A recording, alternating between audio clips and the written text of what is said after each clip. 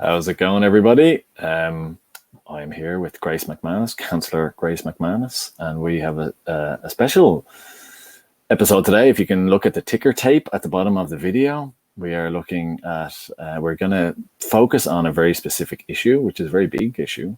And the reason we're going to focus on it is because Grace has produced a position paper, and it's called Housing in Bray. And there is a tagline that says, "Leave no one behind," which is on the second page. So for me, if it's something worth talking about and the document itself is very significant and there's some really interesting stuff in there, but I felt it's worth a conversation. And so delighted that you're giving your time for a conversation, Grace. And I appreciate, as always, being invited to be part of the chat with you. So my first question, I'm going to go straight out there and say, why a position paper? Because social issues, right, are complex, and what is so hard and challenging is that you could Google the latest statistics on something, and then the next week they're different. So it's not a definitive position paper. It is summer of 2020. Where was housing in Bray, and what needed to change in the way that we do things to make things a bit better?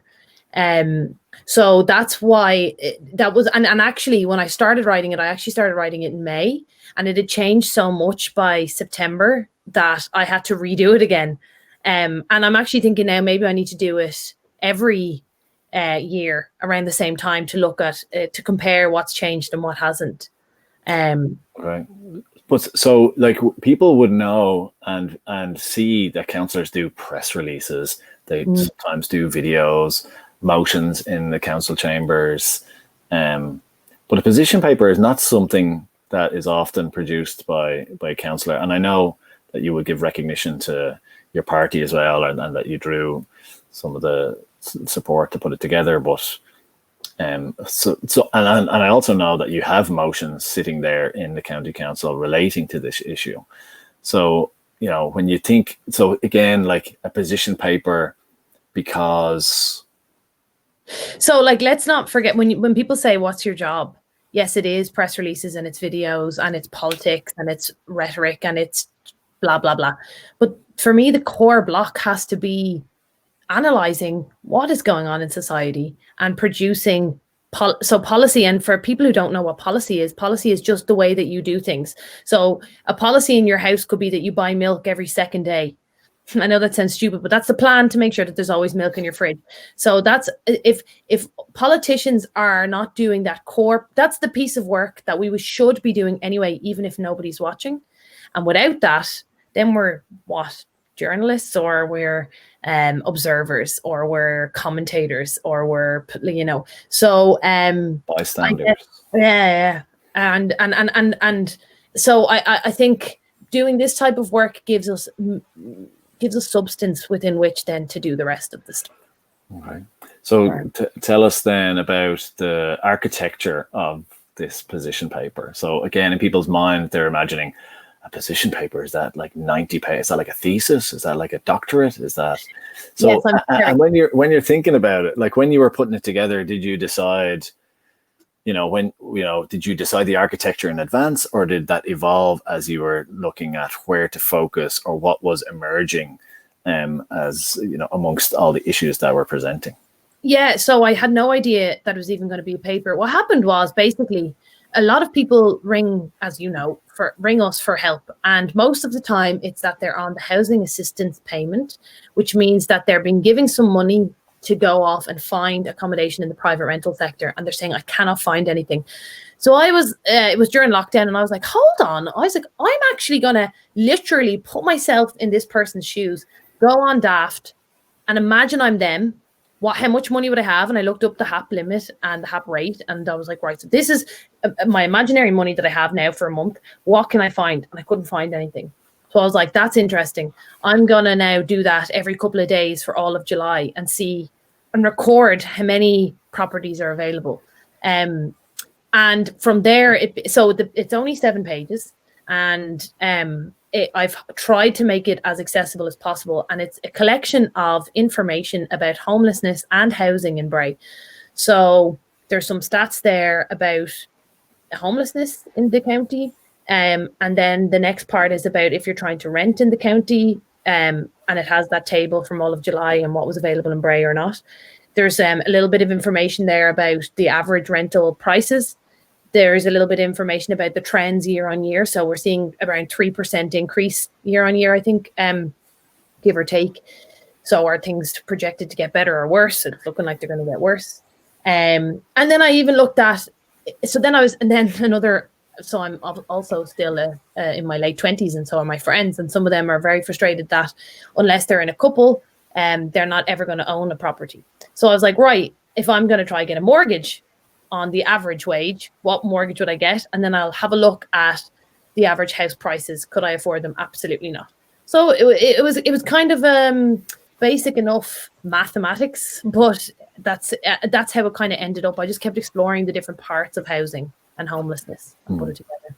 So it's like essentially you're scanning across, the society of Bray, and I guess like contrasting the lived reality of you as a young person for whom housing will be an issue in your future, and those for whom it's a very acute issue at the moment. And I know that the first section is about homelessness, and there's kind of two areas that I think are interesting. Like, and again, when people present to us in one way or another with their scenario, it's really interesting how we get familiar with processes. And when you really crunch the numbers, there's a cohort of people for whom the homeless issue is very real, but there's a huge number of people who don't get to see into that world and don't have a sense of what that's like. So for me, it was quite stark when you described, again, if you put yourself in the shoes of someone in Bray who needs to present as homeless on Monday morning, tell us what they must do. Yeah. So if you are, let's say your landlord says you have a week, get out, right? So you have 1 week. Well, now that wouldn't be technically like legal. Well, depending on your circumstance, but let's say that's the scenario. So you're like, right, I need to tell someone quickly that I'm going to be homeless. So you have to go to Wicklow County Council buildings, which is in Wicklow town, and say, I am at risk of homelessness. So when we share every month the homeless figures, sometimes it's people presenting at risk of homeless rather than already being on the streets as such. But I was like, okay, I am so lucky I have a car and I drive. If I didn't, how would I get there? And like, I was so stressed out trying to figure it out, because I was like, is it the 133 bus? And where does that go from? And what stop? And where do I walk to? And then what stop is closest to the Wicklow County Council buildings? Like, what's that road called again? And the two pieces of, let me make sure I get my data right, but I think it was, the train ticket is, so I was imagining if I had a child as well with me, because many people do. It's €9 to get the train down, and then it was $11.55 for the bus. So I'm like, if I'm like scraping the pennies at risk of homelessness, don't forget, I was Googling on my computer how to get there. If maybe you have your phone data or whatever, but if you're like at the edge of like a really vulnerable financial situation, to try even present as homeless is a challenge, is what I found out. And that's why one of the first proposals in the paper. So the paper has 5 solutions as such, changes the way that we do things, and one of them is that you can present in Bray council buildings instead as homeless, so you wouldn't have to spend that money on the bus or the stress of trying to get there at a certain time. And the data confirms that there is a need. Absolutely. There would be a need. Yeah. Because even if you think that you have to call down once to present, and then you might have to have a call down for a follow-up, like that's €18 for the train ticket or €22 for the bus. Actually, I think the bus is only one way as well, so you're talking 40 something euro. Now, I might be mistaken, but you're talking like substantial money to get there. Now, I know the guys do phone as well, and that's fine. But, if you're bringing papers or you have to fill out forms, and in normal non-COVID times, and for me, and the amount of people you're talking. So in May, there was 66 homeless or at risk of homeless presentations, and there was 58 children. That's in 1 month. So you're talking about a substantial amount of people as well. And I was going to move on to the children piece next. Yeah. And I know it's something that, again, that there's a motion that we have on the council for nearly a year now at this stage, and Wicklow County Council. And it's something that you bring up every meeting. And I'm wondering then to what degree, so for you, this issue doesn't fall off your agenda. And I know it's not the only thing on your agenda. So how is it then that you can process or reconcile do you look at the system and that it whatever that means, this system is failing these children, and that's why there isn't an emotive dimension to it, or is it more than that? Because I know your motion. Well, tell us what your motion. We've talked about it before. The motion is that Wicklow County Council keep child homelessness as an agenda item every month until there is no homeless children in the county. And the reason is that I cannot focus on, like, so my brain goes to the people who are most vulnerable or most at risk. And I know that the other stuff, and you're right, there is other stuff on my agenda, like paths, bins, transport, all of those things. And that's fine. And that's good. And that's grand.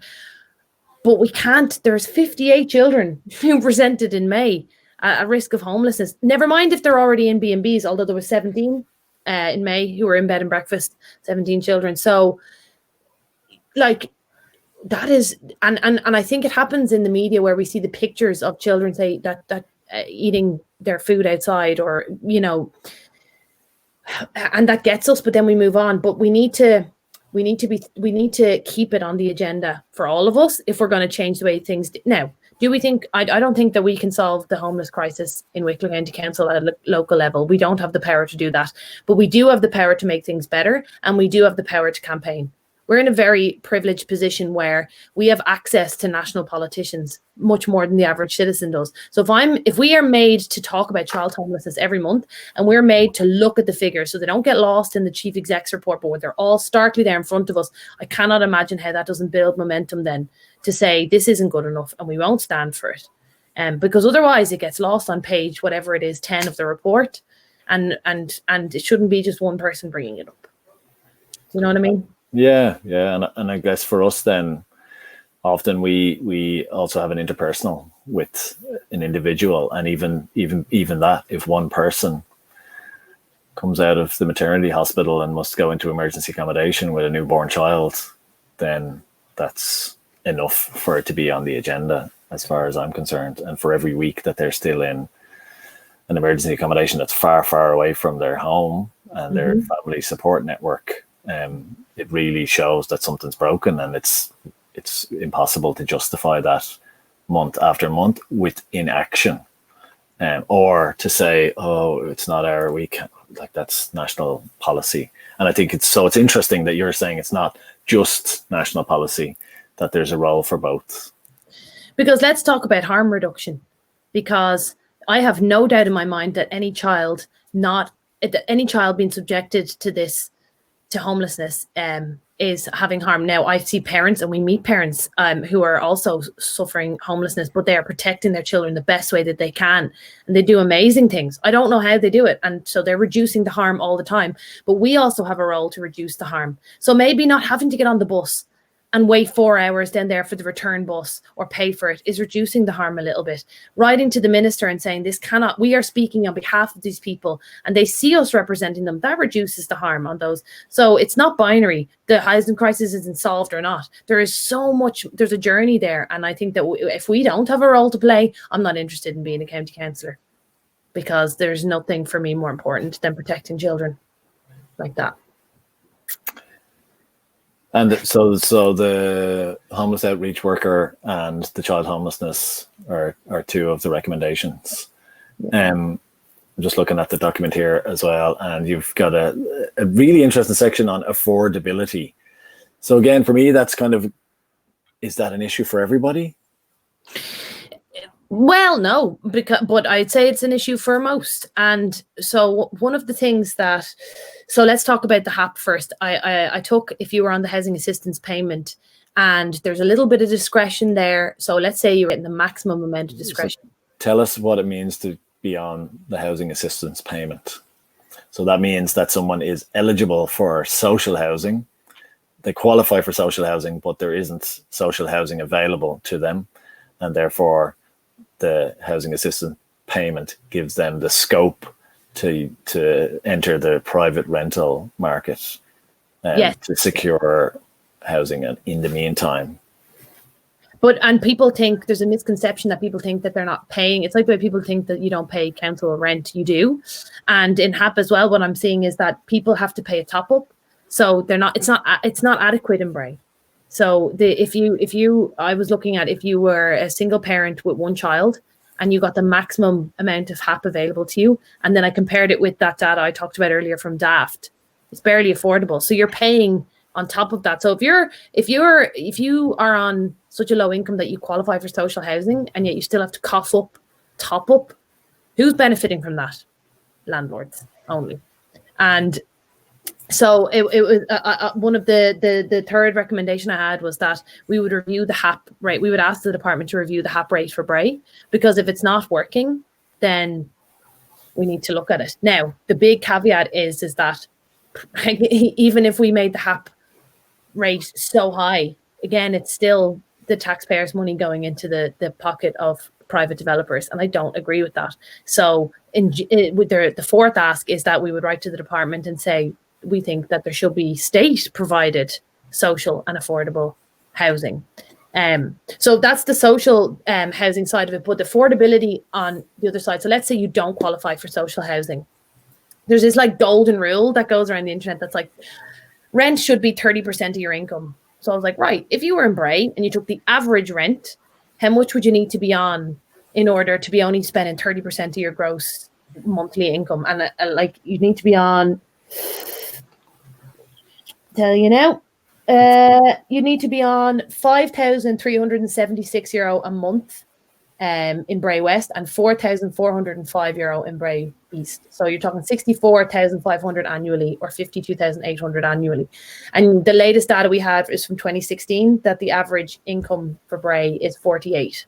So for most people, and again, who's more likely to be on like lesser incomes? Younger people who haven't built up, aren't high enough in their career, and yet they're the people who will probably need to go into the rental sector before they go into the private purchase market.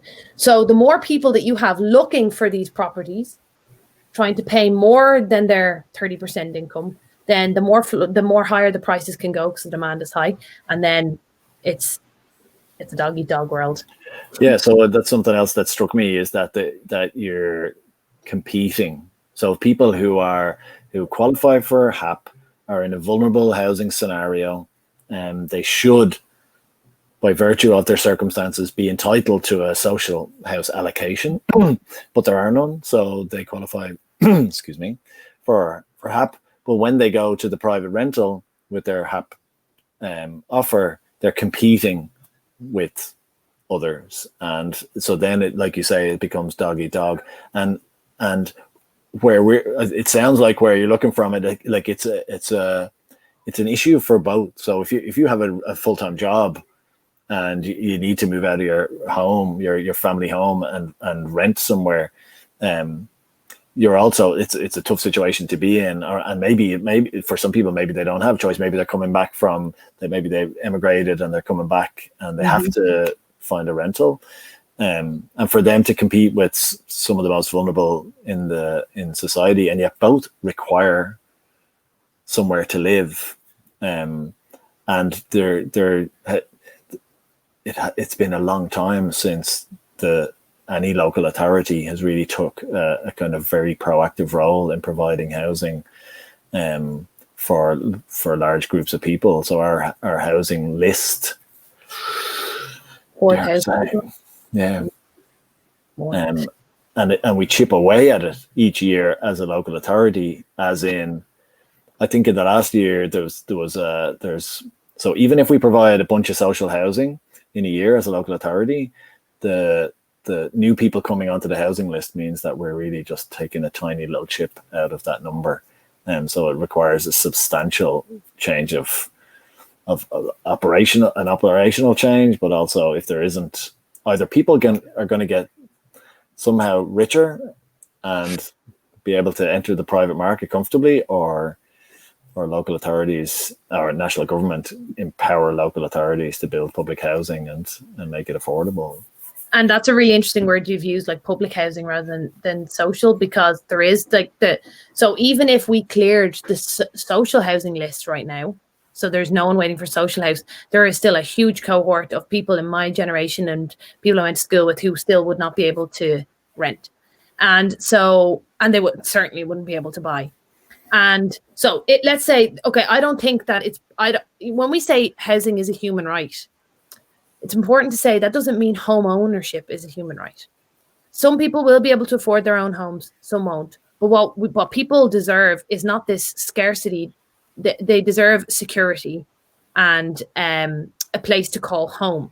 So first of all, people say, so let's imagine this world where we've cleared the social housing list. Now what's left? Well, most people, unless, I mean, you've inherited a lot of money or you're on a very, very good wage, you're not looking to buy at the average, the median house price for Bray to buy in 2020 June was €365,000. So to get a mortgage on your own, you need to be on, now this is ballpark, but you need to be on around €93,000. That's if you manage to save a deposit of €36,000. So it's not happening. So then more people that can't afford to buy homes then they're in the rental. And again, the competition rises, as you say. And so the solution is the government providing public homes where I could say, not be on a social housing list, but rent at an affordable price and be secure and not know that my landlord's going to kick me out in a month's time. And that is what we're kind of looking for. We're looking for people to have a secure place to call home, not necessarily own their home, but have a secure place to call home.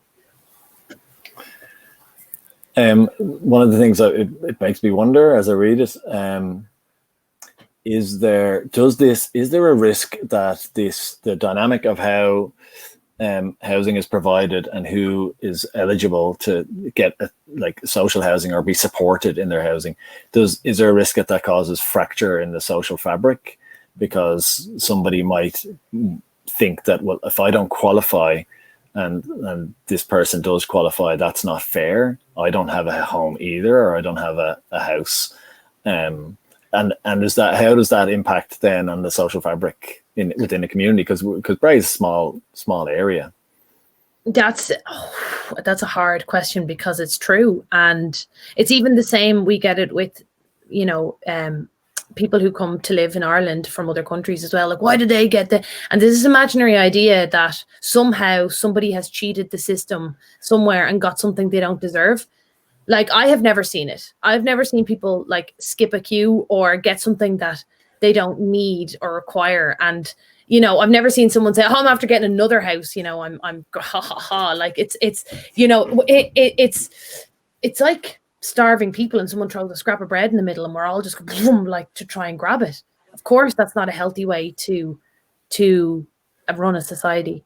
And that's the problem with scarcity. And this is why I wanted to put it in a paper, because the story of each page is that it's whether you're at risk of homelessness, and I do think you're more vulnerable if you're at risk of homeless than if you at least have a bedroom. But we're at every page there is struggle, and there is a core desire of somewhere safe that I can set up my life from.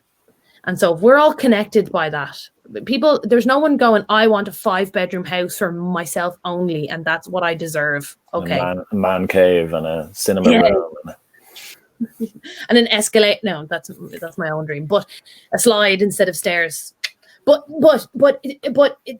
the only way, I think, that in my activist hat, the more fragmented we are and the more we compete with each other, the less we are focused on the change that we want. We actually have every person on each page of this paper is connected by their desire for something for themselves and their families. So let's unite on that. Like, if all 5 of these motions passed, I think things would be better for each person, right up to people who want to buy a home. So then, why not support them all? Things will only get better the more that we're looked after. Does that make sense, or is that a bit wishy-washy? Yeah, no, it's spot on. And like the last question then I would ask is, you know, in as we, if we look at the world and the challenges that we face as a globe, so sometimes we're asked to have this global perspective, and then sometimes we kind of zoom in, and we, you know, that, and there is a connection between how we build community and how that serves global issues. And in terms of housing, should it just be normal and acceptable that you may have to leave your community and go far away in order to secure a house or a roof over your head, whether it be rental or purchase? Or should we be aiming to try and support our communities to flourish within the scope and the boundaries of what's possible? Like, unless we're gonna, so like, okay, the Sustainable Development Goals, like housing is in there, so we've all signed up to them. So are we going, like, this is the time for the global, for whoever in the conversation to decide, is housing a luxury or is housing a necessity? And if we're going to decide that it's a necessity, and then like, okay, the base level needs to be provided then where you are. Like, okay, if you want to move to, let's say your job would pay you 7 times more in like Australia, and then you could live in a mansion there, that's your choice, grand, do that. But you shouldn't have to get the basics, leave. And unless we're going to have a stateless, like borderless, one government for the entire world, we can't, like, I always imagine the world started again and we're all on an island. Like, what's the first thing you would do? You would build a shelter and gather some food. So why is that not the same principle now? Let's build a shelter for the people who are here on this island and gather the food. It's not, you know, and that's it. I know that sounds simplistic, but that is it. Like, it's a really, yeah, that's a catchphrase I think worth finishing the conversation on. Build a shelter, gather the food. And I think, you know, a sustainable future really does need to go back to basics in some way, because we could spend 10 years and millions of euro building roads to facilitate people's journey out of our county to go and work, so that they can spend more time in work than they do in the home that costs so much to maintain. Or we could build shelters and gather the food. We're going to get slagged over that, aren't we? Well, pretty good. But I will say, if people want to read it, to message me. I haven't figured out yet where to have it live online, where people can download it. So I've just been taking people's email and emailing it on. And it's not too intimidating. And if you want to compliment the design work, I did it myself and I'm very proud of it. But I want it to be a live document, and I want people to debate with it, even just a conversation starter, because it's not a policy sounds boring, but protest and change is much more exciting, and this is hopefully a tool for that.